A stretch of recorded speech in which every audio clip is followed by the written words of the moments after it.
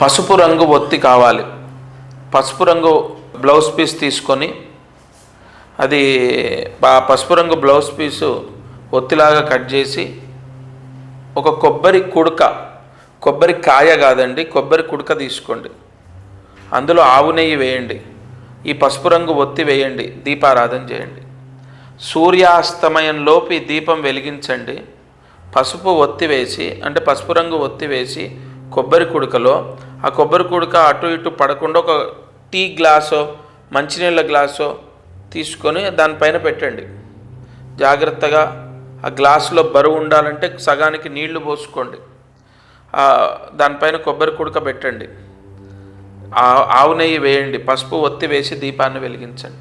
ఈ అమావాస్య రోజు సూర్యాస్తమయంలోపు మీ ఇంట్లో ఈ దీపం వెలిగిస్తే ఆ ఇంట్లో రావాల్సిన డబ్బు ఆ ఇంటికి రావడం, అంటే మీకు రావాల్సిన డబ్బు రావట్లేదు, ఈ దీపం వెలిగిస్తే వస్తుంది.